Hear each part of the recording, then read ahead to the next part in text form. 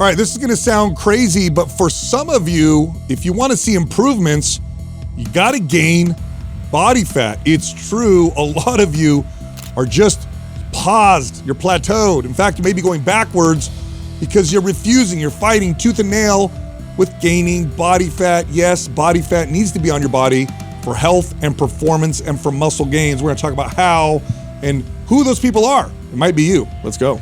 Does this come from the caller that we just recently had that was at low calories and wanting to lean out a couple more percent, and we're talking about where they need to go in order to get even leaner? No, but that was perfect because I was already thinking along these lines. I did a post earlier on X because I saw this study that supported other studies, right? So there was this study that came out, and it was a poll of everyday average people, and they showed pictures of men and women, and they said who looks the most attractive? And what they found was women generally find men in the 12 to 16, 17% generally. Of course, there's people outliers, right? But generally speaking, that's what they find the most attractive, fit within that body fat percentage. And for women and for men, it was women in the 19 to 27% body fat percentage range. Now that corresponds with what we see on the data for athletic performance and health. Yeah. So all things being equal, okay. So in other words, you're fit, you're working out, you're eating healthy, like all things being equal, okay.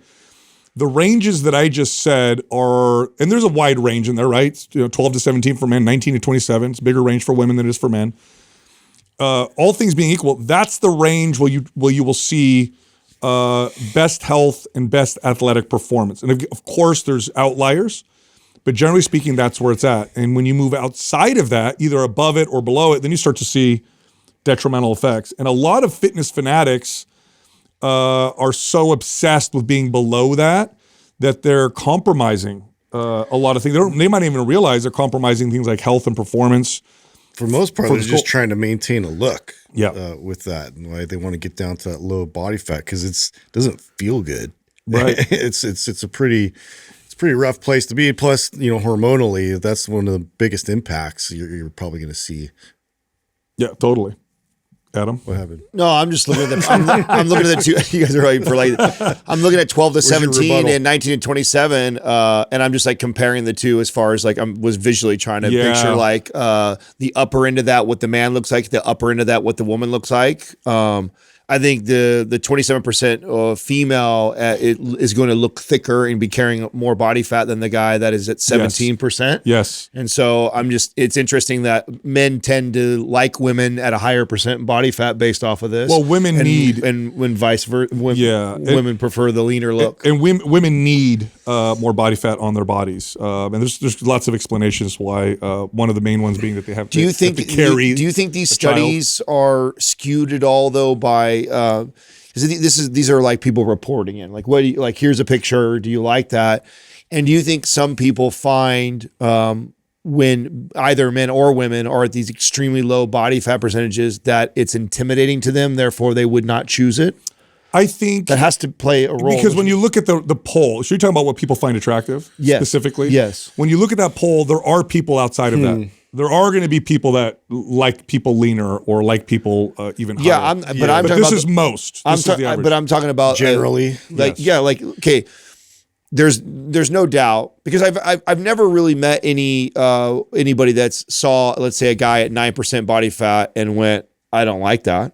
Mm-hmm. No, but I have a feeling they have associations elsewhere. I think there's associations related to that. What does that mean? Because they're he probably is obsessed with his body, or he's so fit. I feel kind of insecure about my body, therefore I don't like someone to be that fit. Not so much because I don't like that look, but more so because that's intimidating to me, and so then I lean more towards that. No, so here's what they do. They take the same guy, so it's a digital image of a guy at different varying degrees of body fat percentage. Okay. And women prefer, generally speaking, men in that range.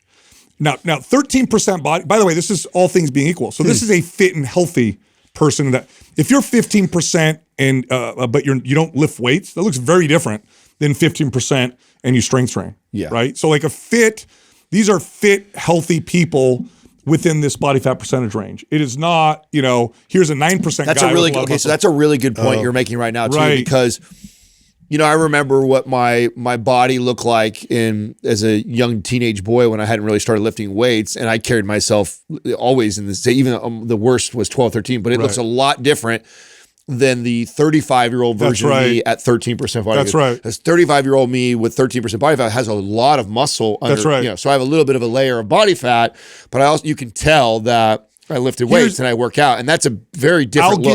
I'll give you the evolutionary, because here's what happens. Social media sells something completely different, and fitness fanatics are going to be drawn more to the extremes because they're themselves in those extremes, right? Yep. So if you yourself are extreme, you're going to think or prefer the more extreme as well. But we're talking about the average person. But here's the evolutionary reason for this.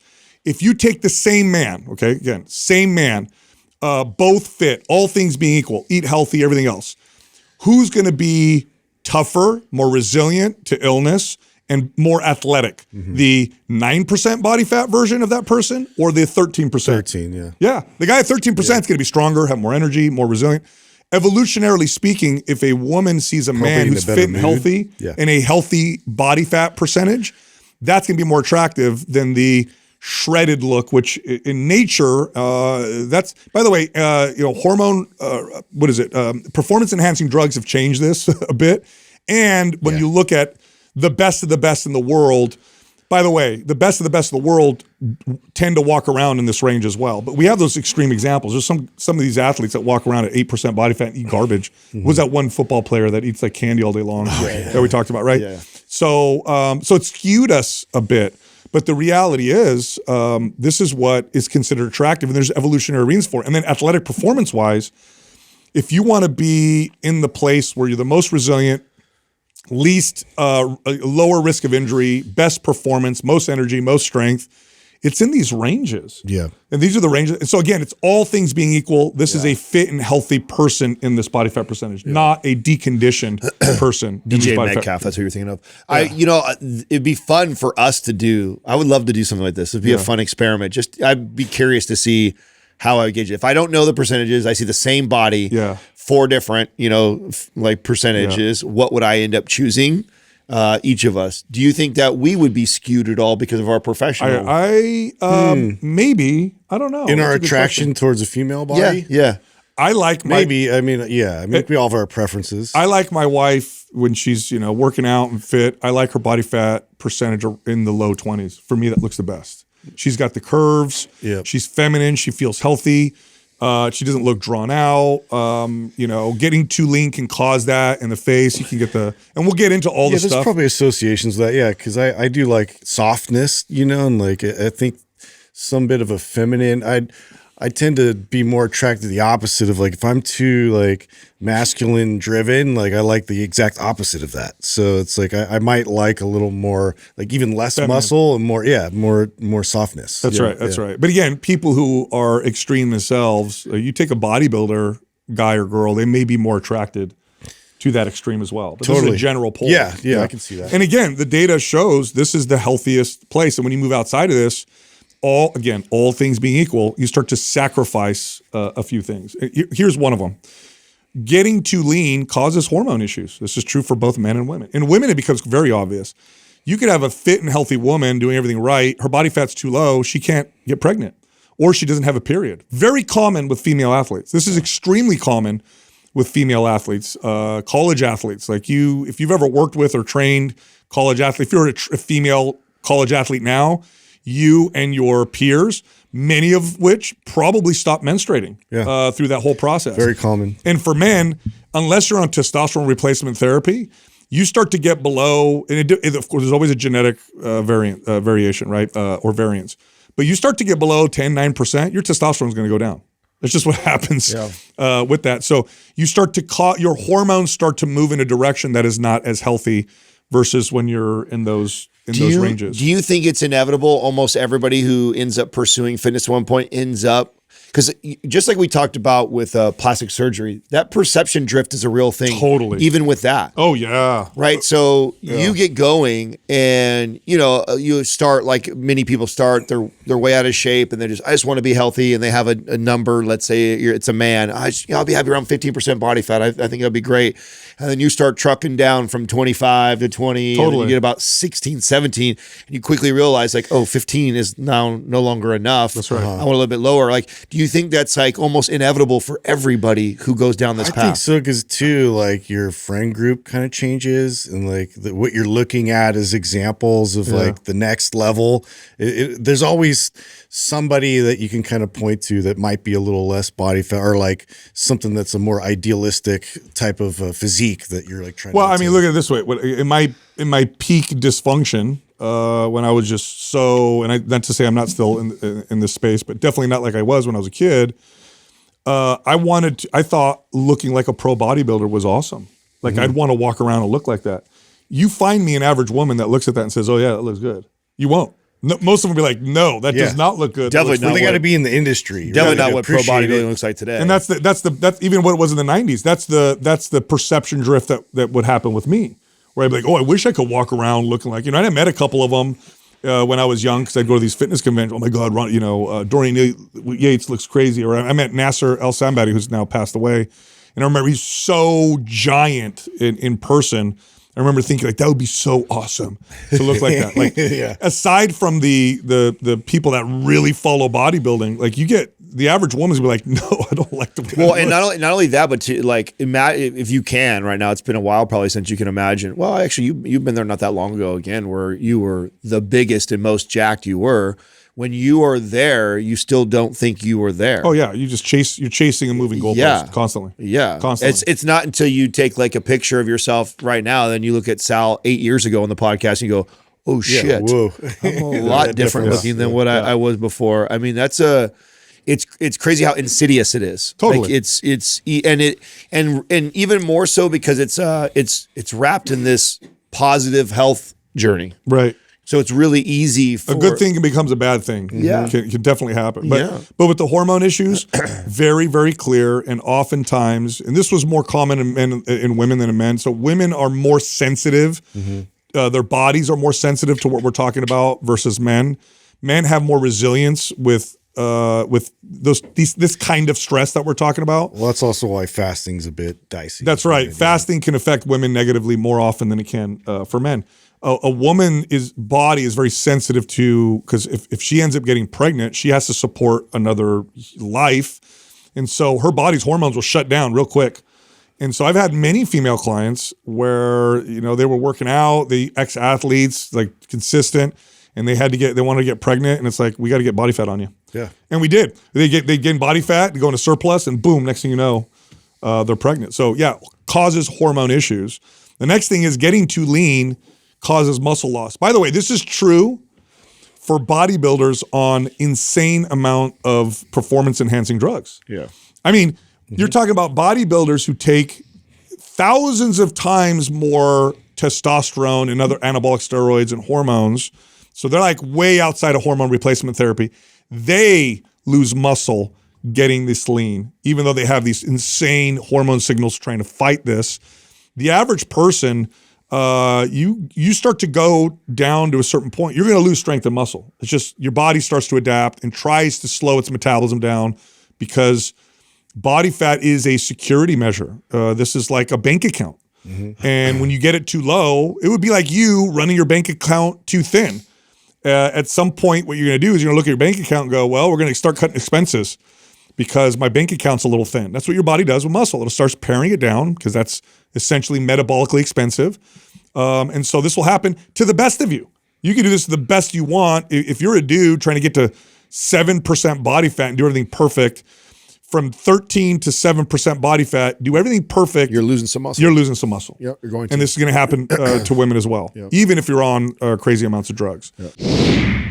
Today's program giveaway is MAPS Muscle Mommy. If you want to win, leave a comment below this video in the first 24 hours that we drop it.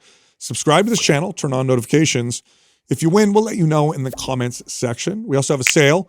MAPS 15 minutes is half off. Just go to maps15minutes.com. Use the code MUSCLE50 for that discount. Back to the show.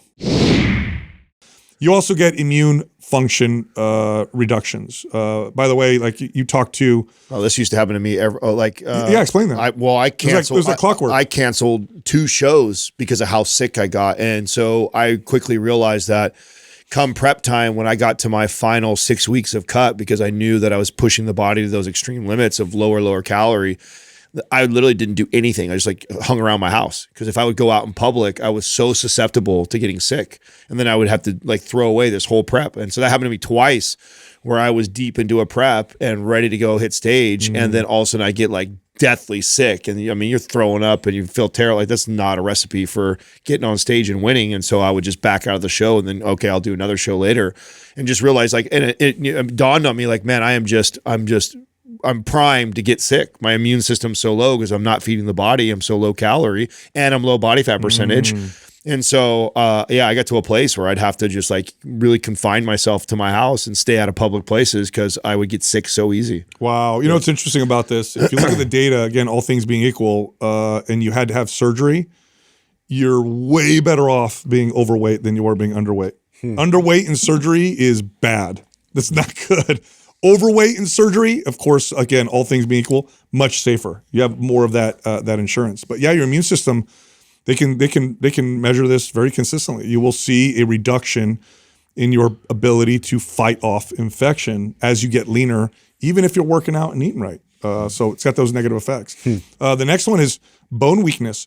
Now, this is far more common in women than in men, but you'll see women underfeed themselves for years who also work out, who also strength train, do everything. Then they'll get this report from their doctor that says they have osteopenia. Yeah. And they'll say, "What?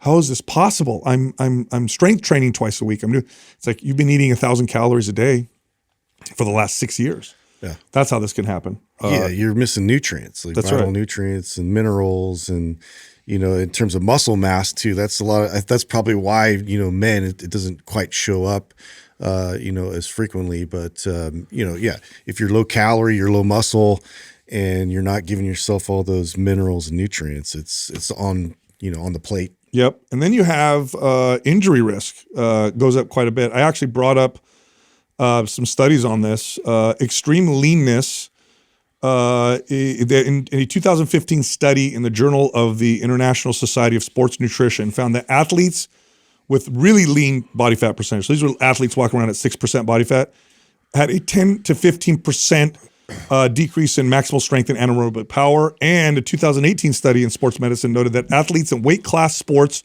with body fat below 7%, ready for this? They had a 30% higher incidence of injuries. Wow, 30's a lot. Yeah, and these were people in weight class sports. So let's say you're a wrestler. Yeah, you're like, you know what I'm going to do? I'm going to make it in the lower weight class and get shredded. Yep. I'm going to get shredded so I can be the most muscular guy. You're better off being in the higher body fat, higher weight class from an injury risk and performance perspective. Yep. And I did this with the wrestlers that I trained. I would often encourage them, like, no, don't cut so much. You'll actually perform worse in that weight class, even though you think you're going to be the biggest guy at that, in that low weight class. It's a huge difference, energy-wise, and just like being in your body. Yeah, it's totally different. And then last is happiness and life quality decreases. It's funny. This is the big one right here. Yeah. Well, there's a few reasons why. One is you become obsessed, so you take away from your life to try to accomplish this look. Then the other one is just your increased risk of depression and anxiety. It actually goes up in some studies 15 to 20%. Well, I imagine it's probably because of all the sacrifice you're making, right? Yeah, depletion of nutrients and all that stuff, So it's like you're chasing this thing to become happier, when in reality it's making you less happy, which is... You got to sacrifice a lot too, socially. It's obsessive. If you're walking around, your guy trying to walk around at 7% body fat, you're taking food with you everywhere and you're counting things. And it's the most selfish sport or thing I've ever done. And the reason why it is, this is the part where I know this always gets people up in arms, calling them athletes, right? Oh, they're not athletes. If the athletic community hates that. Justin is like it either. I know, but it's the thing about it is over here. When you think about like even professional true athletes, name a sport, you are not thinking about your sport as much as you are in bodybuilding. I don't care. I've hung around a lot of pro athletes. Because it's all day. Yeah. You don't have to practice. Doesn't leave you. Yeah, I've hung around a lot of pro athletes that still go out and have drinks and have a good time and cut loose and aren't talking about football. But like you are bodybuilding, you are talking about literally food or your workout all day, every day. Because even wrestlers or MMA fighters or whoever has to cut, that's a temporary window. Right. Like bodybuilders, it's the entire process. Yeah, and every meal impacts your sport. Yep. And so you are thinking about, and everything is connected. Nobody's as obsessive as bodybuilders. It's the most obsessive. Yeah. And to me, that was the part that I always said that you need an athletic mind or a competitive mindset. And that part of it was very, very competitive and very, very difficult to do for most people, which is why most people can't do it or fail at it because it's no breaks. Well, what's good is, the thing about this is that some people listening to this right now who've been consistent with they're super consistent with things and they're plateaued.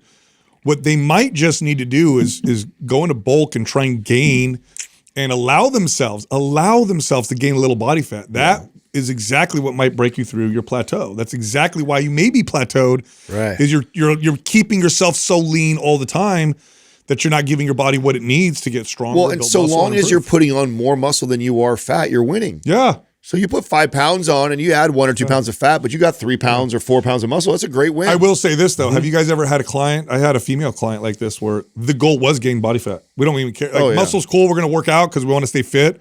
But she walked around so lean. She had fertility issues. And it was literally like, no, we need to gain 8% body fat. Like that's the goal. Well, that was Katrina before we had Max. The doctor said to her, you need to be a higher body fat percentage. And she was fit, healthy. Oh, yeah. She's always carried herself at a low body fat. In fact, hers is abnormally low, always. Like Katrina walks around at 16% body fat, but she doesn't look like it to me.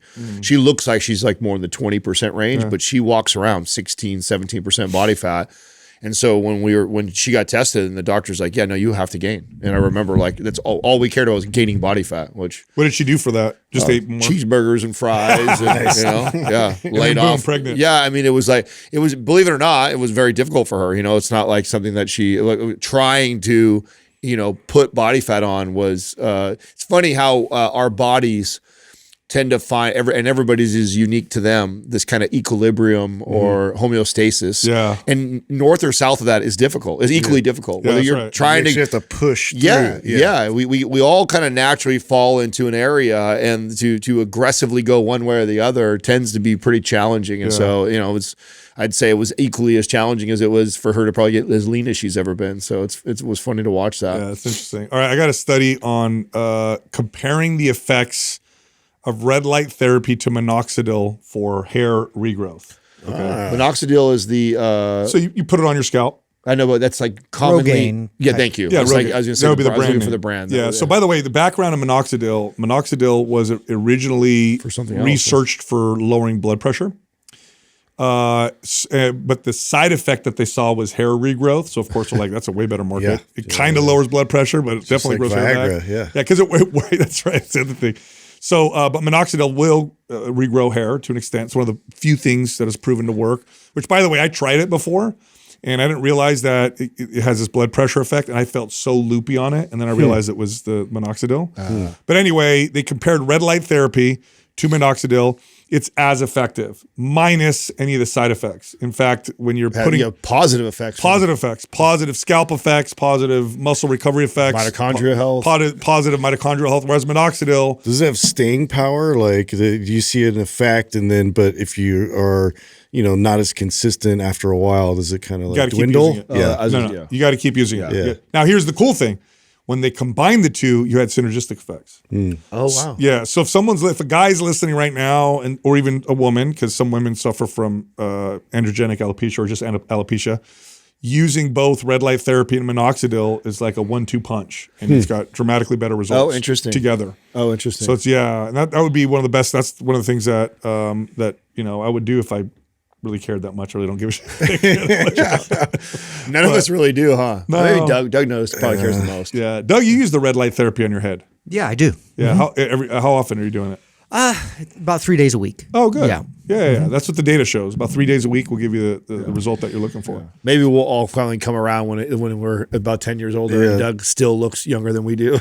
I see it. I see a lot of influencers going, is it like Turkey? They have this like procedure where they they plant the hair follicles. And is it because how good they are over there or how cheap it is over there? I think it's cheap, and they have like a whole system where they bring in people internationally, and then they set you up at this hotel, and then it's like the doctors there. That's what it is. Yeah. Just use the Juve red light. You're gonna get all these other additional benefits. But I have I won't say too much. I have a friend who went somewhere to do the hair transplant, and it is a major deal. Yeah. You know what he looked like the day after? Oh god, dude, he like a mushroom. Yeah, bro.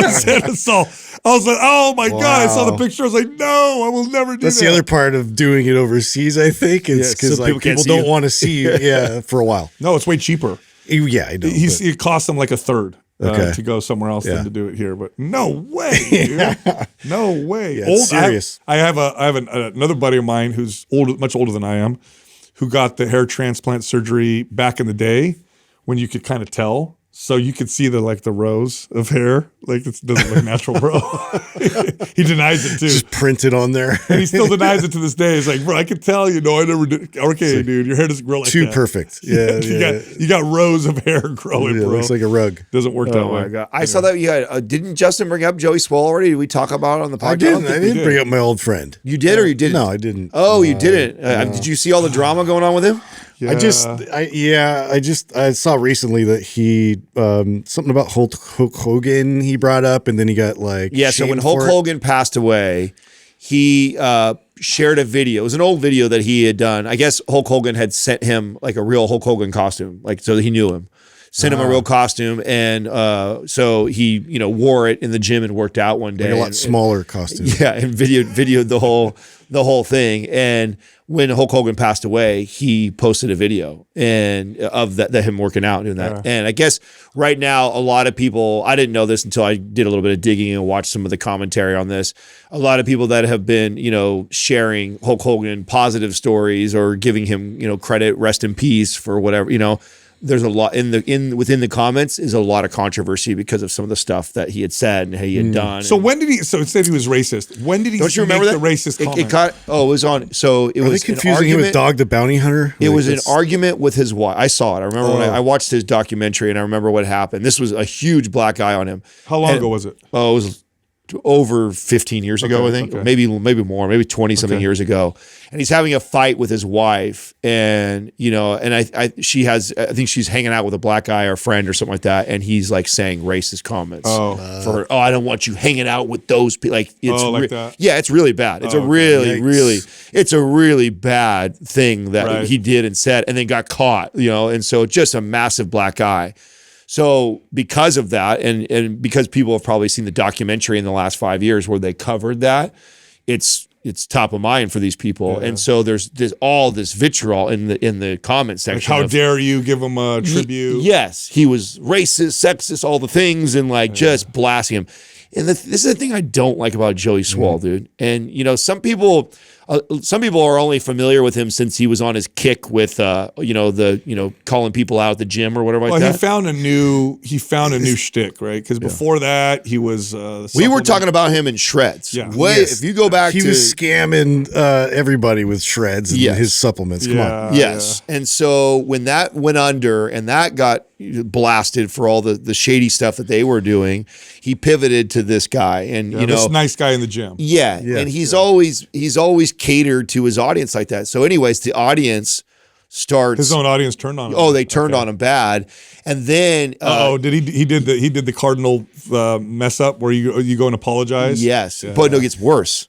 So he goes and he apologizes, but he's doing it like defensively as he's doing it. And then he refers to colored people. No, he didn't. No, yes, he didn't say that. Yes. He said exactly that? He said it just like that. And what he said was like, well, if you're going to come after me, and he's apologizing. So it's an apology video. You need to come after the colored athletes too. And I said, and I'm just like, I saw it. I went, but you know what? Fuck karma, you dumbass. You know what I'm saying? That's what you get for playing into the trying to make everybody happy, still stepping all over your shit. And like, so then he got just blasted again for that. And then he went on this like, I'm going off of social media. I'm done. And it's just like, dude, this is what, we talked not that long ago about, I forgot how we got on this. Social media audience is not your real fan. Well, remember we were talking about that. I talked to you guys about that. There was a good documentary, and I forget what it was called on Netflix. And you guys hadn't watched it, but I was sharing with you, like, and I was just talking about what it was. Oh, it was Liver King.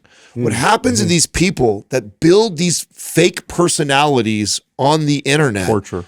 Is it's again, we talk about like insidious things, like it just, you don't even realize it, but you begin to form this character and do things online that get the likes and the views and the shares. And even if you claim it's your authentic self, if you keep pursuing those likes and views, it's really not. You're constantly shaping. You become influenced. That's you're right. Not the influencer. Absolutely. Yeah. You become influenced on who this person is that you're becoming, all for the outcome of this. Yep. And so you look at these examples of Liver King, Joey Swoll, and there's tons of them, of these massive characters online that everybody think are so great or wonderful. It's like, these aren't even really them. It's like they have created this persona based off the feedback you guys have all been given. And they become it. And let me tell you, that's a torturous place to live. Yeah. Yep. I don't care how rich they get from it. No. Inside, they're absolutely tortured because they are not living their authentic self. And then you see examples of this manifest when it doesn't work out, and then you try and backpedal, like obviously the original post, again, wrapped in, I'm doing a tribute to him, really was done to piggyback off the likes and views that are going around Hulk Hogan because he just died. So, I mean, because if it was really about Hulk Hogan, why wouldn't you have posted that well before or after, or talked about, like, it's like you did that post just because you wanted to get attention because everybody's talking about his death. And then you get lambasted for that. So then you do another post to try and backpedal from that. Two fails. And then you can't get your words right and fall. I mean, it's just like, this is the game you play when you're trying to appease everybody and be this person that you really are, man. Yeah, and then this like celebrities are all people, and they're probably have more challenges than the average person because of their attention. But like, you worship a celebrity, like you're going to be let down, man. Yeah, I do not have the slightest bit of empathy for these people that chase that. Yeah. You made your bed. Yeah. You wanted You're bringing it on. You wanted to be that. Well, I mean, I'll say this: like, I grew up with Hulk Hogan, huge fan, right? I don't know who he is though. I don't know him for real. No. I grew up with the character. I know of the Hulk character. Hogan. Yeah. Hulk Hogan isn't his real name. Yeah. Like, I'm gonna like, that's who I like. I don't whatever his real name is. I don't give a shit. You just don't know him. I don't know. Well, it's like him. athletes. I mean, I love sports, man, and I admire a lot of athletes, but I don't get hung up on their politics. I don't get hung up on who they are at home or what they do in their bedroom. Was awesome. Here's the litmus test. I don't know if this will work for everybody. It will work for me though. Like, would I let this person babysit my kids? No, I don't know you. No. I don't care how awesome you are. I don't care how many businesses you built or how great you are at this thing that I think is cool. I'm not gonna let you watch my kid. Yeah, well, you're unique with that. That's because some people are stupid. I mean, remember Michael Jackson? Like, how many people let their kids go over to Michael Jackson's? Sure, like because he's Michael Jackson. All these parents were all like, dude, you don't even know who this. But then you look at that and you see how much of them were paid to say that in that documentary. Did you hear about that? No. Yeah. So there's more. There's shenanigans with that. I've heard the counter conspiracy coming out lately with the Michael Jackson thing. Well, because all of them before that, like, they didn't press charges in court, and then they do this documentary after he's dead. So they were motivated by somebody. And I think I've heard a little bit of the other side of this conspiracy, the one that I think you're kind of alluding to. Did it have some ties to like what he was doing with Sony? And then all of a sudden magically all this stuff. Well, think about it. I mean, he literally bought the rights to the Beatles, to even had like Elvis. He had like a few major record like library and catalogs under his control. And, he's just smart. He was smart with his money and made these big investments, and then got in conflict with some of the Sony execs. And this is not like Sony's first example of that. Like, I know right now, actually, I think Drake is going through something that because when he tried to get the rights to do something, they try to sabotage his reputation to hurt him before he went. And I'm not saying he's like a great guy or anything. Again, he's Michael Jackson, like that's his real name. All but like he was awesome. But like his extracurricular activities, his life, I don't want to know about it to the most part. But that kind of muddies it up a bit for me. Like I was pretty convinced he's just a disgusting pedo, But now I'm like, this is interesting. What happened? Didn't Prince do something like that too, where he was like he said some stuff and then suddenly he died? Wasn't there something about conspiracy around Prince as well? Oh, I don't know. Could be. I mean, I think the one that is all centered around, I think is more interesting that I see because of all the pedo stuff going on is the all the rockers that were doing the Chester and there's like 4 of them that were all working on this. Chris Cornell. Yeah, working on this whole that documentary? Yeah, documentary. And they all magically suicided themselves. Oh. Like I thought, and I could have sworn that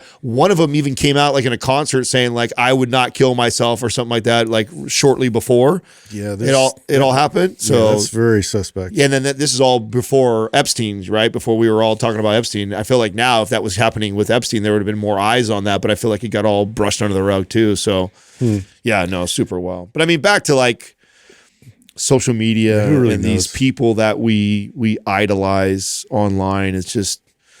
It's so wild to me how I mean we talked about even for people who are trying to build a social media business, the people that like your stuff, they're not really your friends. They're not really your family. It's great. It's great that they find your stuff valuable. It's awesome. But it's not the same thing as real people and real friends. Kids fall for this all the time because kids want that popularity. And so on social media, they'll see how many likes. And it's like, that's not real. It's not the same as real people. Yeah. I mean, Can I tell you what a struggle that is right now? Because my oldest is like kind of like paying attention to that and wants to see if like he can create a video that's going to get attention and this and that and the other. And it's like, and I try to check myself because I'm like, if I was a kid, what would I be interested in? Like every kid's interested in that. And it's like, and I'm just hammering him. No, this is stupid. No, like don't even worry about that. Like, do something substantial. And like, it's just goes right over the head. But it's frustrating. But also, I'm just like I'm trying to like calm myself down with that a little bit. Yeah, because you push too hard, he's gonna go on the other. Yeah, I love hearing you share about this because I obviously I'm far further away from when this day comes, but it's probably inevitable, especially considering your dad. Your dad is all over. Yeah, they're paying attention to what we're doing a lot more now. So yeah. So I mean, obviously I wouldn't get mad and I wouldn't say no, you can't. I think the best thing you can do is to let him explore it, and then as things unfold, those teaching lessons will reveal themselves. Well, think about one of the worst things. There's a lot of bad things that can happen to kids. Another bad thing that can happen to a kid is they become famous. Oh yeah. That's actually a terrible curse for a kid. Like if your kid is trying to get famous, you pray that they don't, because if they do, they have all this false love, all this reinforcing feedback that they're so awesome. And kids are look, we were all teenagers. You try so hard to be someone or something. Well, you're trying to figure that out. Look, we were just talking about like Joey Swoll, Liver King. These are grown ass men. Yeah, look how much it affects them. Imagine their let alone a teenager. Imagine all them little children brains. I mean, way more susceptible. I know some of them do have kind of children brains, but you know what I mean. I was gonna say.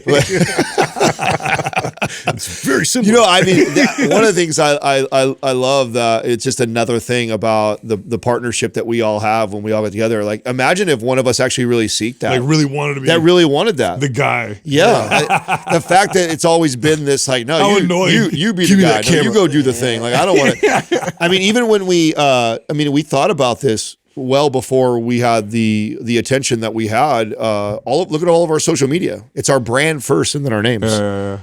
Where nobody will tell you to do that. There is nobody that is a influencer. That's true. I see that a lot. They would tell you anti-marketing. It is. Yeah. They would say you brand it to your name, your fame, all your thing like that, and we put the brand before all of our names. And it was and we even put all the energy and effort into growing the Mind Pump. It's just brand more than our individual brands. It's just crazy to me because you are going to mess up in life. That's a fact. Okay, there isn't anybody in the world. Everybody messes up in life, And one way or it's another. hard enough Right. to mess up. It's hard enough to mess up in front of your wife or your husband or your friends or your siblings or your parents. That's already hard enough. Imagine messing up in front of thousands or millions of people. Oh my God. Like, and you're not equipped to deal with that. This is why public speaking, if you were to, when they do surveys and they do studies asking people the things that they're most terrified of doing, public speaking is always in the top. Number one. It's always at the top. Now, why is public speaking so scary? Because when you go up on stage to talk, if you mess up, everybody sees it and you are shunned by too many people. Yeah, Evolutionary you become an speaking, outcast. that is death. That's death. Yeah. So why would anybody, it's like you're guaranteed to mess up in life. Guaranteed, 100%, you're going to mess up. And you want a lot of eyes on you? On what? Yeah. Terrible. Yeah. So, and I can understand when people leverage it for business. And I would say my advice to people is to be as honest and real as possible so that when you do mess up, people already know, like, you're also not even factoring in human psychology of how much we love the rise and fall. Yeah. We love that underdog story or the comeback. Right? Yeah, and so people, or we love to take people down. So even if you like they may be all rooting for you on the way up, and then you arrive. And then look at how many people flip and turn on that because they want to see the fall. I always knew he was a piece of shit. Yeah. I mean, they're just, and so if you don't, you already have this pressure of the inevitable, I'm going to screw up because we're humans and we're all, have failures. We're all full of sin. It's going to happen. Yeah. But then you also now have a ton of people that are looking for it and can't wait for it or trying to set you up. And so it's like, you're really playing with fire with seeking that attention and wanting that. I think that's it's a danger. That's why if you build a business based on that, my advice would be to be as real as possible and put your failures forward before they get revealed on their own. Because then people kind of will be like, okay, well, yeah, I know that person is not perfect because they talk about how admit when you mess up too. Because, be real. Because if you put out this facade that you're like amazing, which is easy to do with cameras and whatever, and then you build this fame, you accomplish this fame that you're looking for based off that, you make one mistake, you are gonna get, and people are gonna pile on you. And it's, I can't imagine being on the other end of that, especially as a kid. You imagine as a kid, I know how hard it would be in school. So psychologically damaging. Imagine peeing your pants as a kid in front of four of your friends. That sucks. Imagine doing it in front of your school. Oh my God, like I need to move. Now imagine doing something like that on social media. From the one incident like in my life where I was in front of my entire class and I didn't know, I wasn't prepared. I had a whole subject that I was like unfamiliar with, and it was like this entire process of being able to bake and create this specific treat. Like this is, and I took it and from my mom's idea, and because I didn't have an idea, I was like, I don't know what to do to present in front of the class. And so I get up there and I just freeze, and I didn't know what to do. And like everybody started laughing. And how old were you? I was in 4th grade. And so it just impacted me from then on out. Wow. It took me like decades to recover from that, dude. So it's just like, that's like one little thing that was nothing, And like all the kids, they probably just sloughed it off, like, oh, look at him. He doesn't know anything or whatever. Yeah. You're not the kid that pooped his pants. I wasn't the kid that pooped my pants. Why do you think it is that there wasn't a part of us, like it is a bit unique that three of us, and including Doug, because Doug's definitely not someone who seeks for this, that we got together and none of us seeked that fame and attention like that. Because what I also find ironic about that is I know that you guys were popular kids too. So it's not like, so you, and I probably admittedly liked having lots of friends and being known and all those things like that. So then you would think that would translate into somebody who gets a microphone like this and wants more of that, but none of us do. So it's interesting to me that it's unique like that. It wasn't like we weren't all like lone wolves in school where we didn't like it. I mean, so mine was a little different. I didn't really care so much in school. But I wanted my parents' approval. I definitely wanted my dad's approval. I wanted him to think that I was great. Yeah. I didn't get the feel of lots of people's approval till I first became a personal trainer, because it was such a natural thing for me. Yeah. Performing at that level at that young age, and then becoming a manager at a young age and a general manager. That's when I didn't want to let these people down.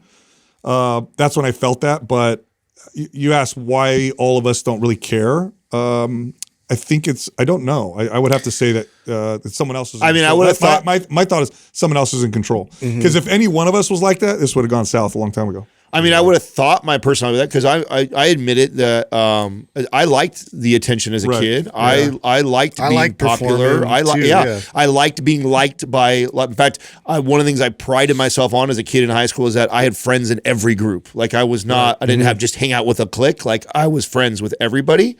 Yeah. And so I do have a bit of that. I like that, and I like being liked, but I don't seek the fame or the attention thing though. So you would think that would translate into that. Yeah. And I don't have like a good story like Justin does where something happened to me traumatic where I'm like, fuck that. I don't want nobody to see me. Well, and admittedly, am I not the first one who'd be like bow out? I mean, if we found a replacement for me on the podcast, I believe I'd probably be the first one to bow. Maybe Justin and I would arm wrestle for that. But like I would quickly be like, I'm out. Cool. You guys got somebody who could sit in my chair. I'll do the things behind the scenes, which is where I'd prefer to be. So it's interesting that it somehow happened that way where three of us don't care or seek or want that. I think someone else is in control.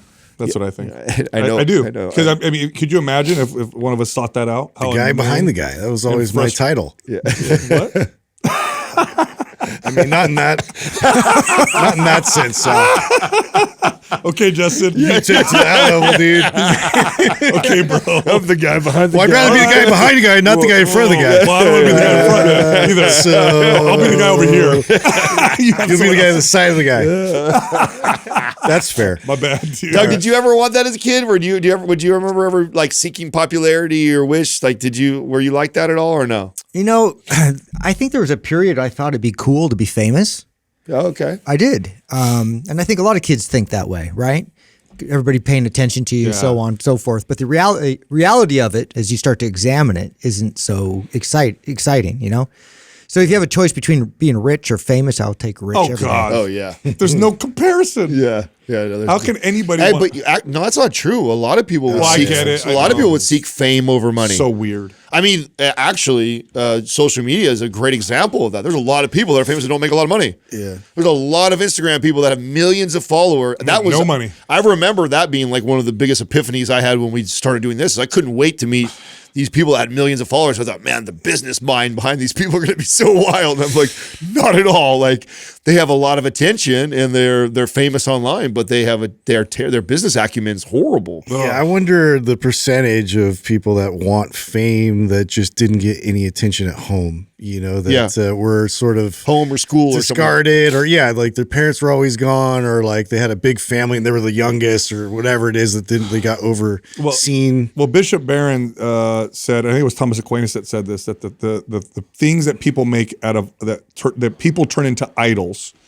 It was money, fame, power, pleasure, or honor, which is fame. Okay. So it's like I either want power over other people and I'll chase that, or I want money and I'll chase that. That becomes or I want pleasure and I'll chase that, or I want fame. And those are the four most common ones that people chase. It would have been a problem for me if I went really far with athletics because I was so identified with it to a point where the honor thing would have been, like a big deal. Like if I was in the pros and then I was like Super Bowl or, whatever, that would have been like huge. Well, that also makes sense why fame is probably one of the number ones sought after too, because as you were listening, I was going, oh, actually that's interesting.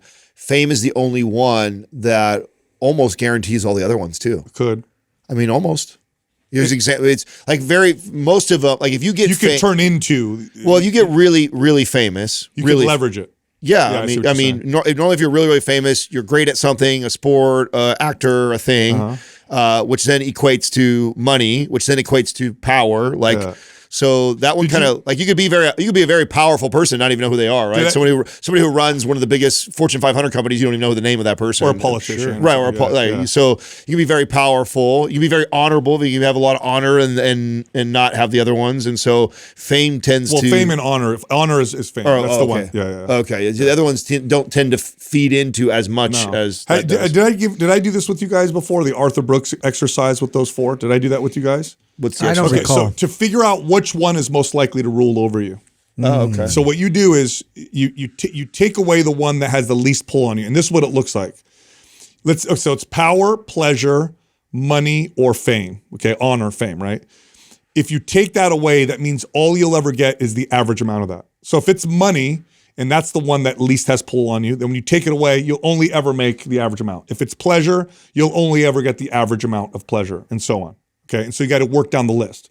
So think between them. Okay, money, so let's money, I'll do me. Pleasures would be the first I would drop. Gone. So you're okay with average pleasure for the rest of your life. Okay. Oh, if you had to pick one. Okay. Is that true? Yeah, I would say. Like if we would say it again, we go. So it's pleasure, power, money, or fame. Actually, no. Fame would be first. Fame would be first. So Yes. just average fame. Yeah. Average. Okay. Yeah. So that's first. What's next between pleasure? Then pleasure. Money. Then pleasure. Or then pleasure. Pleasure. Pleasure's sure. next. Yeah. Average. Yep. Okay. So now what are we left with? We're left with money And power. and power. Yeah. Which one would you take next? I would let go of power. Let go of power. Yeah. So money is the most likely. That's the most likely one that's going to For sure, which I'm open. Like, that's rule what over you. yeah, which is I've had plenty of insecurities around that. Yeah, talked yeah. about what I've had to work through that. So cool exercise though, right? What about you, Justin? Did you go through those at all? Yeah, well, just listening to you, I'd probably reduce it down to, I think power would be, like money would be one that I'd probably end up with. Also. Yeah. So that would be the one for you. What about for you, Doug? Exactly the same. Exactly wow, the same. that's interesting. Interesting. You are what? The first one I'd give up is power. I could care less about having power or anyone.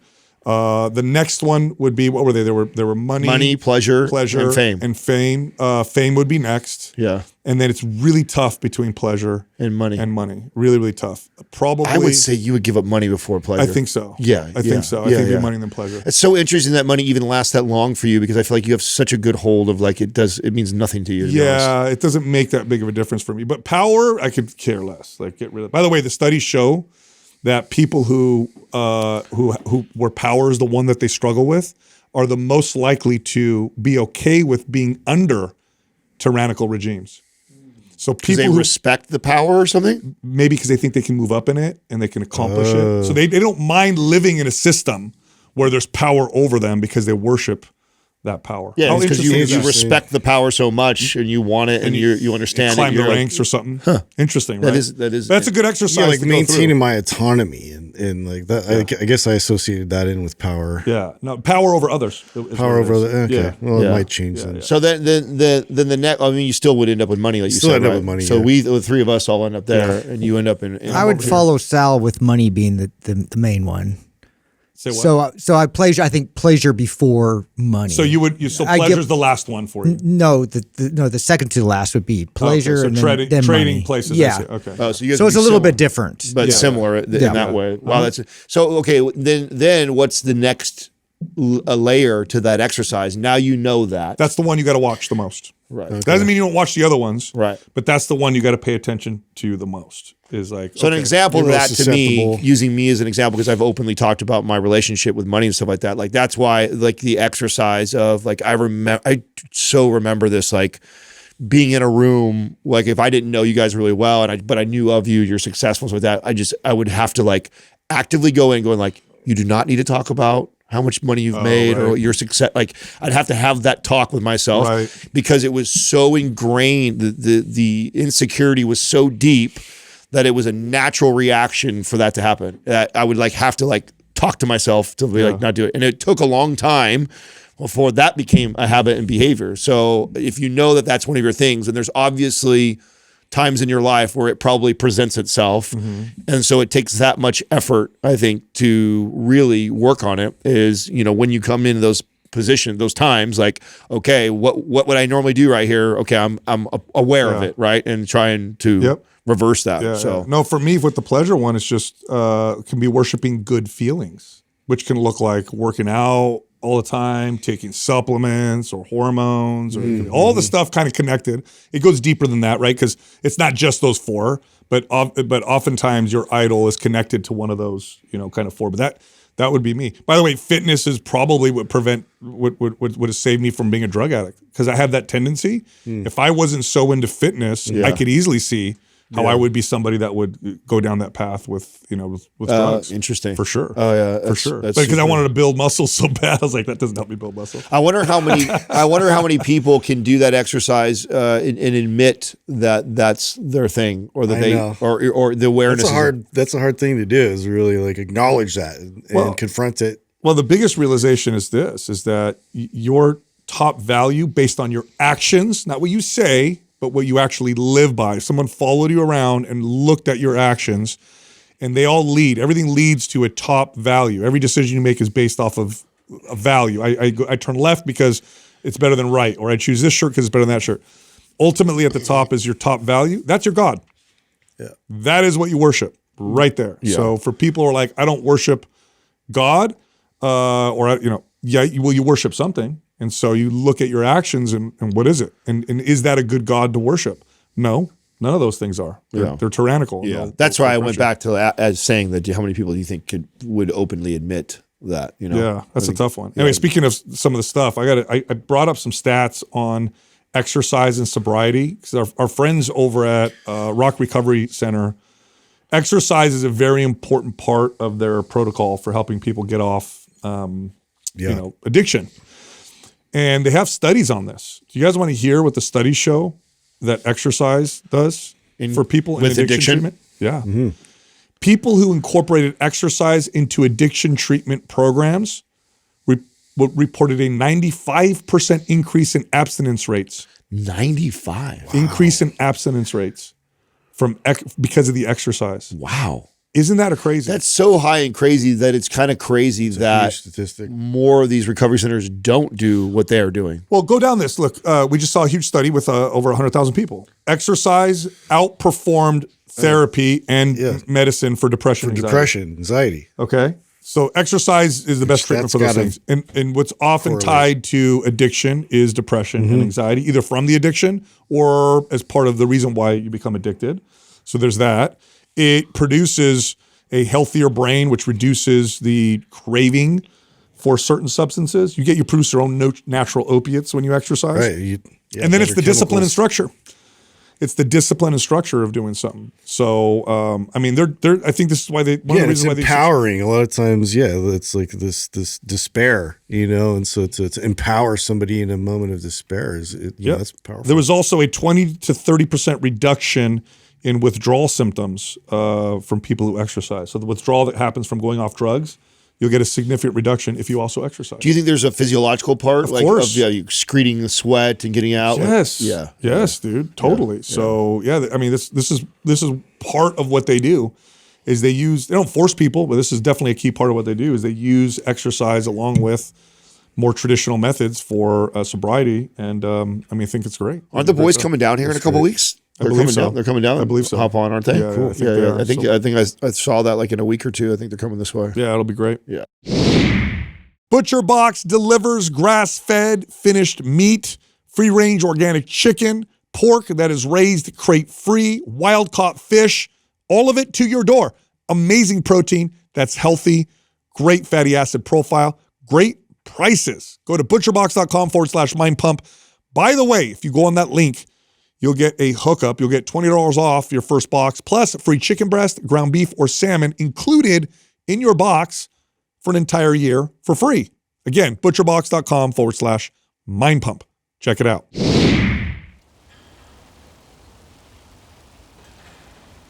Our first caller is Michael from Canada. Michael, what's happening? What's up, buddy? Hey, guys. Yo. Thanks for having me on. This is pretty cool. Yeah, you got it, man. How can we help you?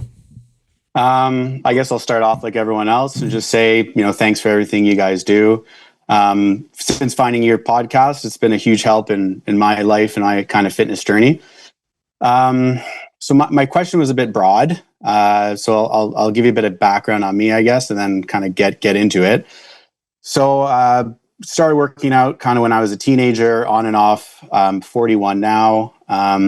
Went through about a 5-year lull where I really didn't do much training. And then at the beginning of 2020, threw out my lower back pretty badly. So went for some physio. My physio told me I needed to strengthen my core in order to, prevent future injuries and hopefully make, if they do happen again, not so bad. So started doing some core work. Then COVID happened, started getting into body weight training and got really into kind of calisthenics for about 2 years. Fairly consistent, working out kind of 2-3 days a week. Picked up running during that time, which I really fell in love with as well.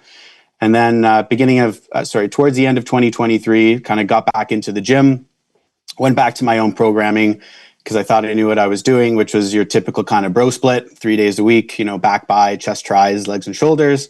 Discovered you guys kind of around spring of 2024, started listening to the podcast, realized I don't really know as much as I thought I did. So I bought the anabolic and performance package, ran anabolic, and I got to tell you guys that at the age of 40, I had the kind of best results I've ever had in my life. So it was awesome. I ran performance after that and really enjoyed it. And then just been kind of running a cycle of MAPS programming for up until now. Currently actually doing symmetry, just about to finish phase 3.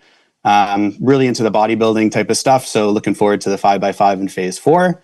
But back to my question. So I have 3 kids. My youngest son was born in April.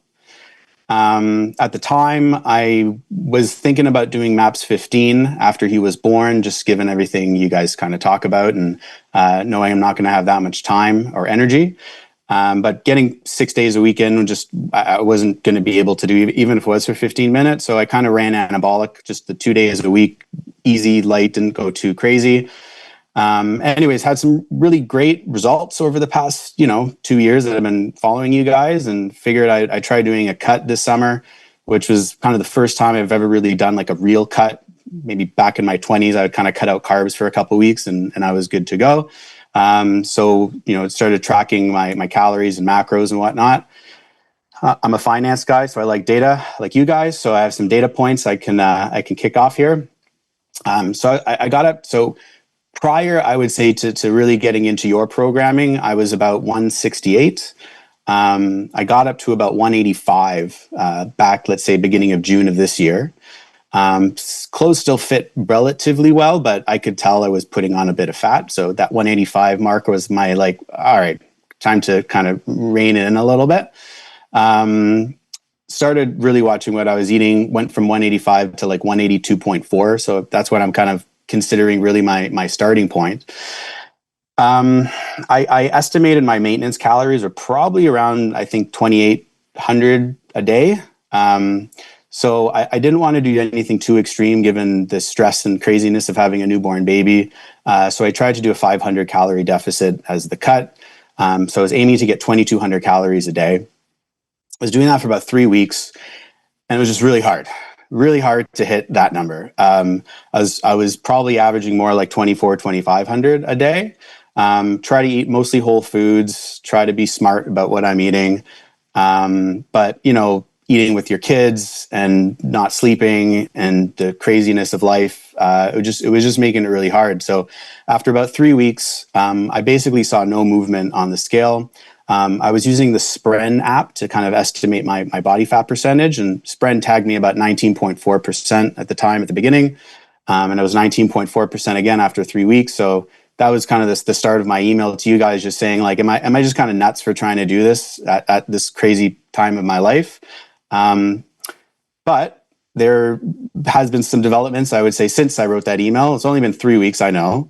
But I've still been averaging about, let's say, 2,450 a day. Been trying to hit about 150 to 170 grams of protein a day. So call it 160 on average. And as of this past Friday, I actually clocked in at 178.6. So that was about just a 4 pound kind of loss on the scale. And my body fat per the app was 17.3%. So it seems to be moving in the right direction. Maybe I wasn't seeing anything, and then I kind of saw this quick thing. I don't know if that's typical to kind of happen. That's 100% typical, bro. All You right. literally, first of all, incredible job as far as your decisions around your programming, even your decision to go down to 2 days a week on the anabolic when the kid came, even your attempt of the 500 calorie deficit and then finding out shit, that was just a lot or hard to do consistently. And the results you got are exactly that. Had you probably been really consistent with the 500 calories or more, you would have probably seen a little bit faster movement. but you didn't. But that's okay, because what ended up happening was over the course of 6 weeks, you saw it happen. And that it's just like how a child grows is the same way that we lose body fat. Sometimes you'll do everything right, and it feels like you're just kind of hovering. And then all of a sudden you didn't change anything, but the next week you see this nice drop. Same thing like kids. Kids kind of stay the same height, and then all of a sudden, whoop, they hit this growth spurt. Yeah. The body responds very similar like that. And you're in a good, healthy, decent place as long as you have the patience. As long as you have the patience of like, hey, I just keep heading this way and I'll slowly lean out over time. Probably a better strategy considering where you're at in your life than to aggressively cut or really try and force it to happen any faster. So that I think you're doing a great job. Yeah, Michael, the thing to consider as you continue working out and on this fitness journey for the rest of your life, you got to look at the context of life and what tends to happen in different seasons. And in a season of having a new child, everybody's fitness declines. Everybody's strength declines. Everybody's stamina and endurance decline. Because you're just not getting good sleep. You got more things to worry about, more things to juggle. That season does end, right? As a child grows up, things get a little easier. So it's like when I'm talking to an athlete, and an athlete is in season, and they're playing hard. Like, Sal, I want to build muscle right now. Wrong time. Mm-hmm. Wrong time. This is not the season to build muscle. What we're going to try to do is prevent what tends to happen in season, which is injury. Yep. And so we're going to look at training to try to prevent injury and try to help you recover from the hard games that you're playing. The season of life that you're in now, all we're going to try and do is keep you from going backwards. Now, if we push too hard and try to push too hard to go forward, you often run the risk of actually overdoing things because of the lack of sleep and the just kind of lifestyle factors. So consider that as well, right? So right now you're seeing yourself progress, but be very careful you don't stay too consistent with the deficit and you push too hard. Yeah. Because it can very easily swing the other direction. In other words, if someone were to say to me, what's the worst time to try to accomplish all kinds of fitness goals and fat loss? One of the times I would say is right after you have a baby. Mm-hmm. It's probably one of the worst times to do it. Basically what I figure. Yeah. So keep that in mind. I mean, that being said, what ended up happening and the way it played out actually is pretty nice. Yeah. It's like you kind of naturally felt that. It was really tough to do the 500 cal deficit, so you had a little bit more, but you still were in somewhat of a deficit because you still leaned out. So you probably did exactly what should have been done for somebody who still wants to lean out, but also is dealing with probably less sleep and a newborn. It's like, you're playing it really well right now. To Sal's point, I would just caution you to not. Let's keep pushing. Let's go. I saw a couple percent. Let's go lower. Let's go harder. Because then, like he's saying, eventually the body will be like, if you're not getting good sleep and you're also low calorie, you're just adding more stress to your life. And then it eventually goes, no, we're not going to see any more results anymore. And so just be cautious of that. And then and then if and when that time comes, I would reverse diet you. I'd just say, hey, I think you're doing great right now. Why don't you hang there if it's working well for you and you feel fine and you keep kind of leaning out. But then eventually what might happen is you hit a heart plateau. And then I say, hey, let's add some calories back. By the way, Michael, as far I don't know how accurate your body fat percentage app is, but just speaking of body fat percentages, when you look at the data on body fat percentage ranges for fit men that produce the best or that are correlated to the best health and performance, it's between 13 to 17%. So you're kind of there. You're in that range. You're at the top of it, but you're in that range of, like, if you take a whole group of fit men, the men that tend to be between 13 to 17% tend to be the healthiest. It's also true for athletic performance. About 13 to 17% tends to be when you see good performance. You go outside of that, now depending on the sport, it can be beneficial. But if you start to push beyond 13%, start to go low, then you start to see detrimental effects often.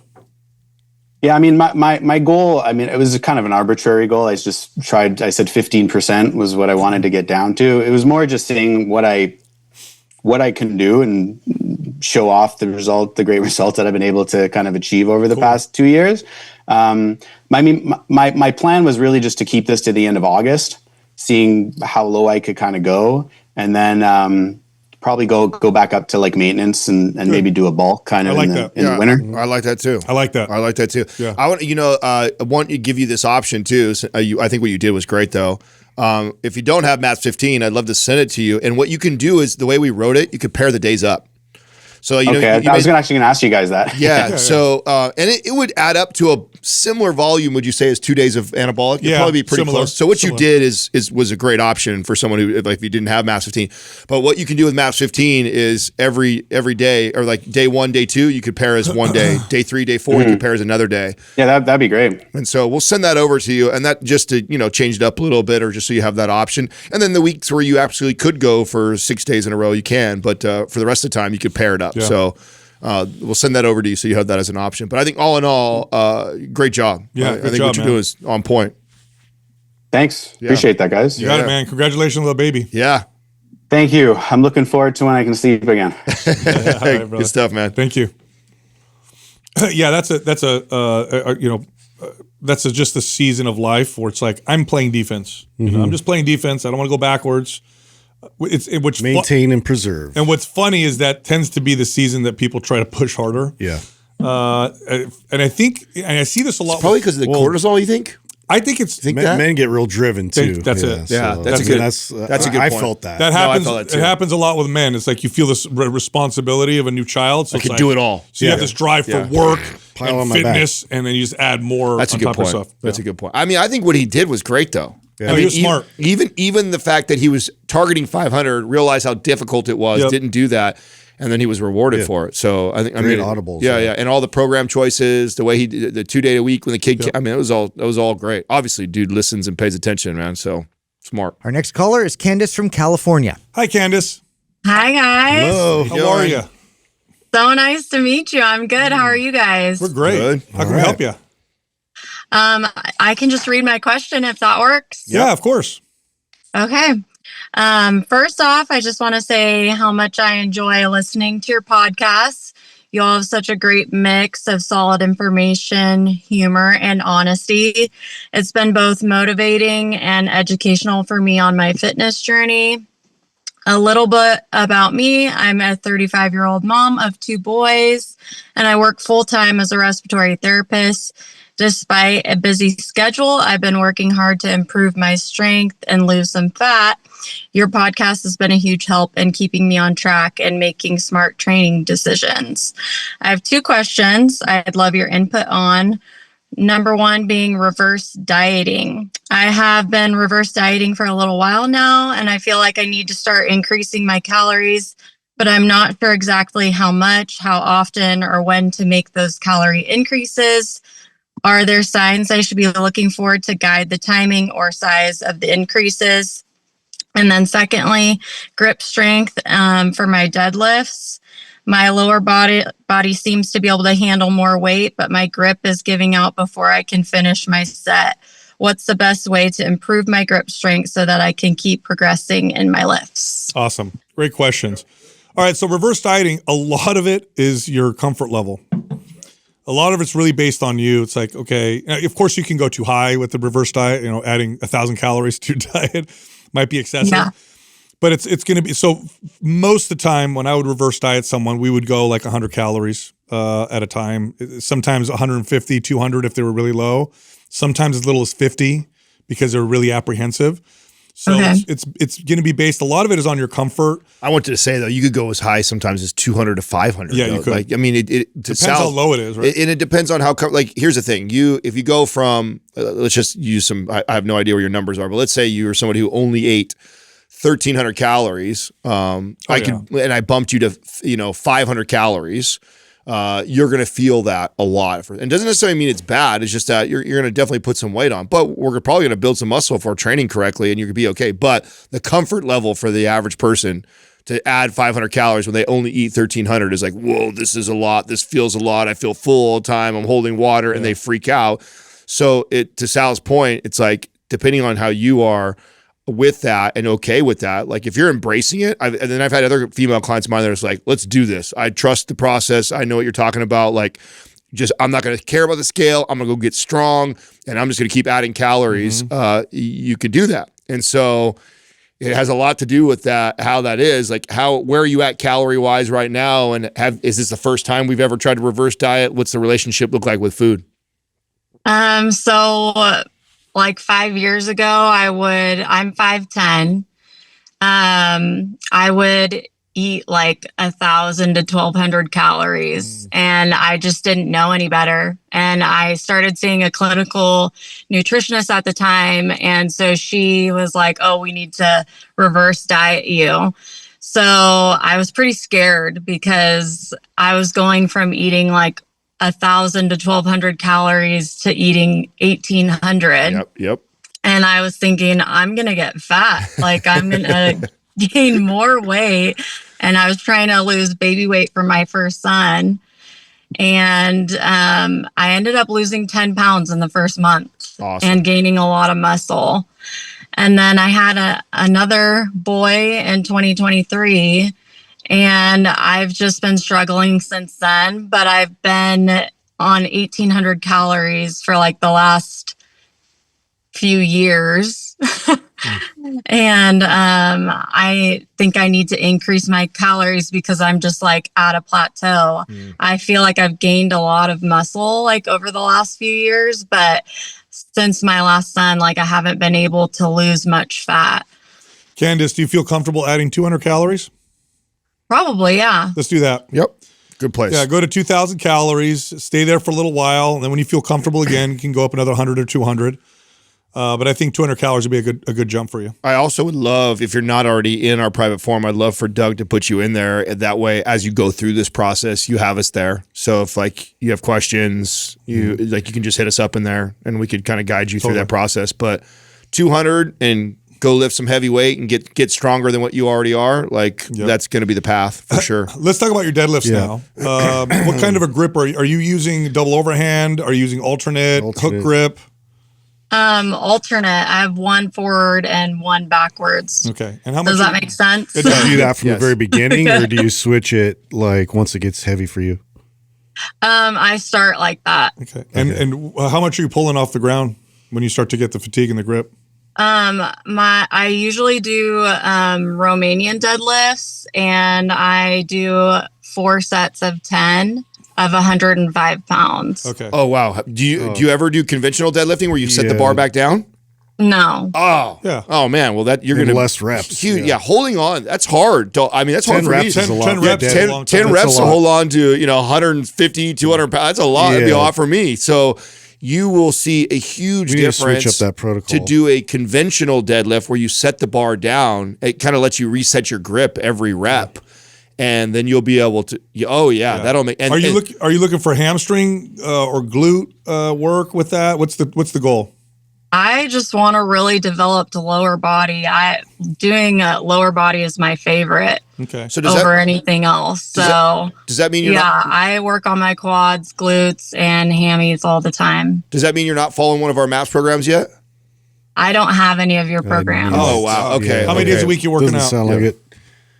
What's that? How many days a week are you working out in the gym? Right now, I'm 3 to 4. I'll do 2 days of lower body and then 1 to 2 of upper body. Bro, MAPS anabolic. Yeah, we're gonna send you MAPS anabolic. That's it. That's an easy solve right there. Okay, this is exciting actually. Okay, because when you add the 200 calories with MAPS anabolic, you're about to see some serious. And you go progress. to conventional deadlifting, and you're going to see your weight go way up as far as your strength, and then that's going to pack this muscle on. So those extra 200 calories. Ass and hamstrings. Phase 1's going to be That's where it's great going. for you. Yeah. Okay. Yeah. Thank you so much. Yeah. Just one more question if I can. Yeah.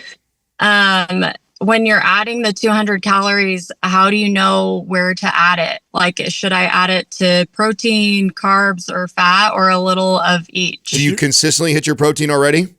Always. Okay, so if you're good there, then you go ahead and divide it up how you like. Whatever you want. Whatever Carbs you want. or fat. It's up to you. Yep. Okay. Yeah. How many grams of fat are you eating a day? Right now I'm eating about 65 to 70. Yeah, you're fine. Yeah. Fat. It's up to you. Yeah. Whatever you Tailor feel. to your performance, I would say. Exactly. Whatever makes you feel best. Some people like a little more fat. I asked you your fat intake because if it was too low, I was going to have you bump your fat. Oh yeah. But if you feel better with more fat, go for that. If you're feeling better with more carbs, go for that. Try playing with both. I have a client like you that we had to bump 200 calories, for 1 week. I'm going to do it all through like fats. And then the next week I do it all through carbs. And then I do a mix of half and half. And then I ask you, like, how do you like that? Mixing it up in your diet? How do you feel when we work? And ask yourself those questions, because either way, fine.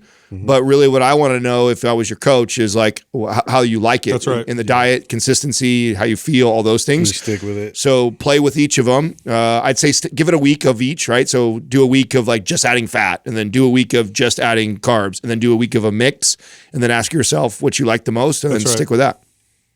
All right. Yeah. Perfect. Thank you so much. I really appreciate it. Well, I'm excited for you. When you get on anabolic, we bump those calories. You're going to see a huge difference. It's going to blow your mind. Yep. I'm excited. Thank you so much. All right, got it. You know what I like about? I can't wait to see her results. She's gonna blow everyone away. You know what was cool about what she said is when the first time she did a reverse diet, when she would chronically eat, what did she say, 1,300 calories a day? Yeah. Lost 10 pounds the first month. Yeah. That happens sometimes. Yeah, that's why I wanted to make. I know you made the point of like 20, which is the right, because obviously some people are freaked out, but it's like, man. Some people can add 500 and it's what they needed and their body responds right away if they can get past the psychological piece. So obviously she had been through that situation. So it was a great conversation for the audience to hear. Let me tell you, and I've had I'm glad this happened because I've actually had some of my family and friends before. People know that deadlifting is so good for the hamstrings and the butt, and so they do it.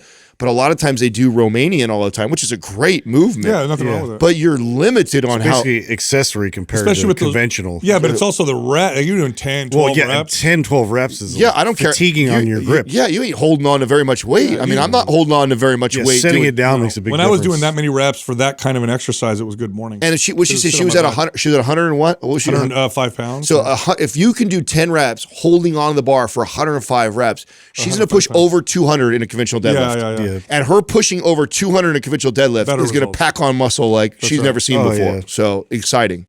Our next caller is Daniel from Georgia. What's up, Daniel? What's going on, Daniel? Hey, guys.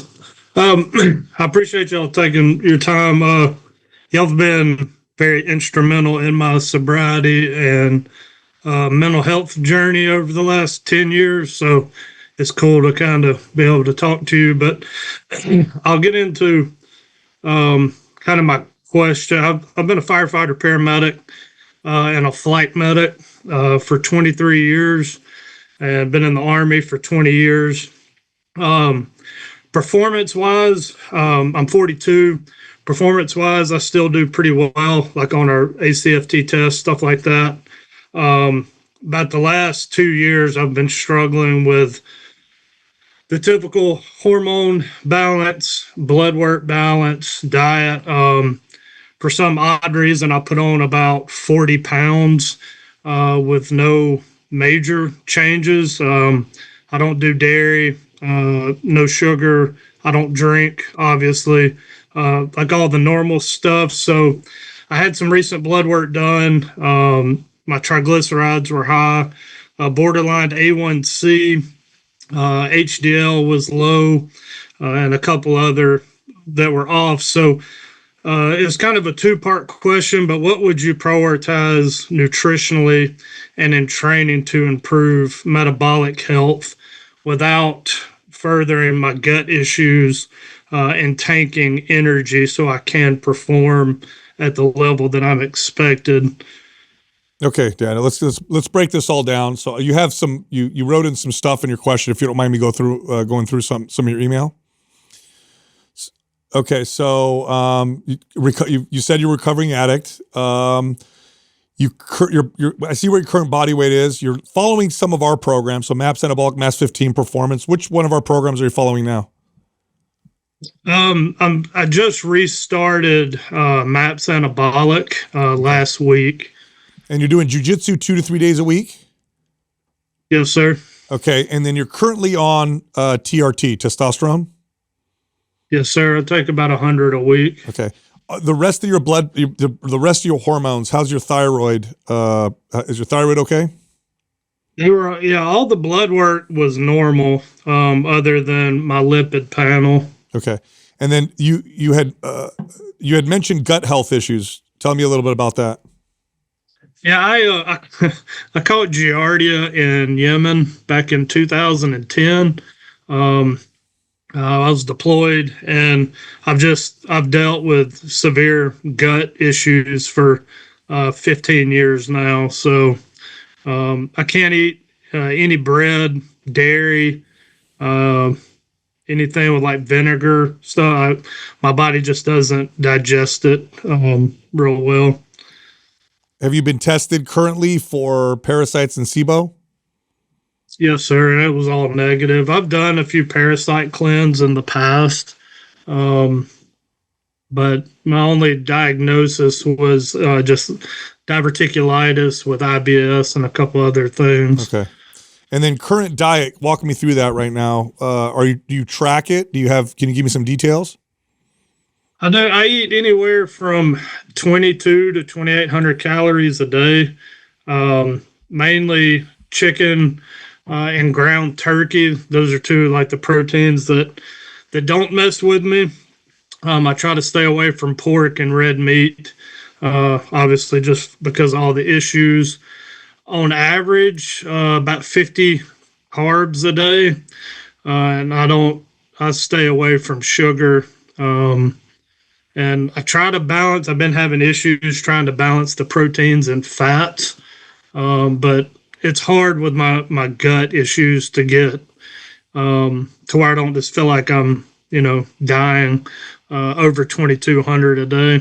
Okay. And then with the gut issues, have you worked with a functional medicine practitioner, or are these your medical doctors?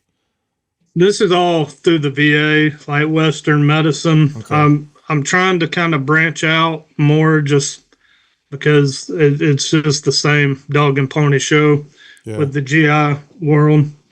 Yeah, I would like you to work with what I would recommend is you work with a functional medicine practitioner to get the root of what's going on. It sounds very frustrating. And on paper, it looks like you're doing a lot of the right things. But it sounds like there's an underlying root cause that hasn't been identified yet. And I like functional medicine practitioners for that very reason. We can invite you into our functional medicine wellness forum. And I believe, what's the name of that? MP Holistic Health. MP Holistic Health on Facebook. So I would have you get on there. And I also think you should reduce your training volume. Yeah, okay, I'm glad you said that. I was like, that's the other thing with all this gut issues. And then if you're doing jiu-jitsu 3 times a week and all of anabolic, I mean, I would reduce anabolic down to 1 day a week, or MAPS 15 is probably more appropriate. Yeah, I like for someone like you, I like MAPS 15, and then you can keep up your jiu-jitsu. Otherwise, I would cut out the jiu-jitsu and just stick to MAPS anabolic for a little while until we start to figure out what the root cause is. Some of the things you mentioned in your email was like swelling. You said swelling in the face, for example. That can be indicative of parasite. Sometimes they're hard to find. They can hide. Functional medicine practitioners have really good tests that can help identify that. It could also be autoimmune, which we'd also want to take a look at with that. And then your diet sounds fine, but the gut health stuff is either at the root or is one of the main symptoms of something else that we haven't identified yet. So that's where I would start, is functional medicine. And what I want you to do is post that question in that forum and see what answer you get. And then if you end up working with Dr. Cabral's team, I know they're very comprehensive with trying to work with mysterious symptoms. Okay. Yeah, I did I did the genetic testing part of just trying to chase this kind of rabbit, but like I said, it's hard but still being on active duty. And trying to keep up physically, obviously, and I'm getting older.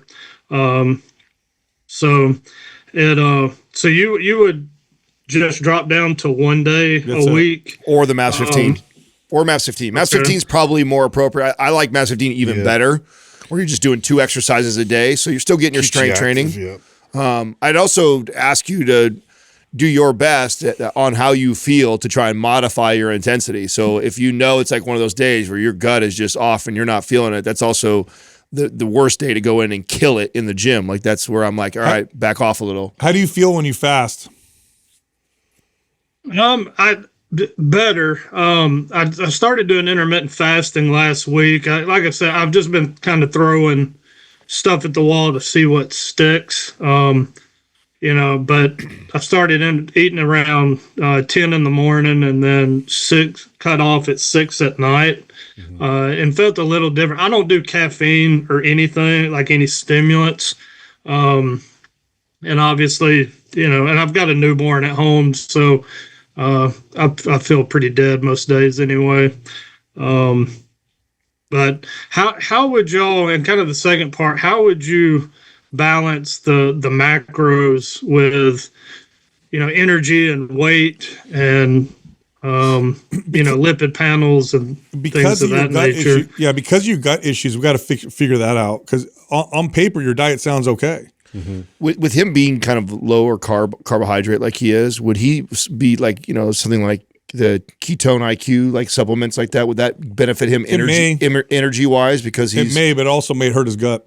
Yeah, we got to figure out what's causing the gut issues right now. And you're going low carb because low carb probably feels better to your gut, right?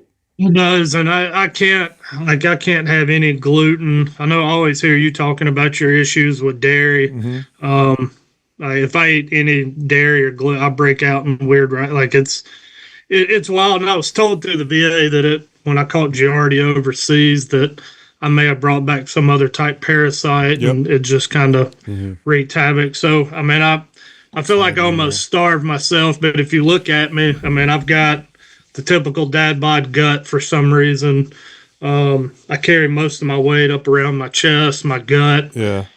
So it's just super frustrating. You said you did a parasite cleanse. What did you do? I've done you name it, we've done it. Everything from the clays, the charcoal. No. There's no. Yeah. There was one cleanse I did last year. I forget the name of it. I took, 10 different pills for a few weeks. Even now, after like the genetic testing, I've got the MTHFR. Mm-hmm. Okay, so here's the deal.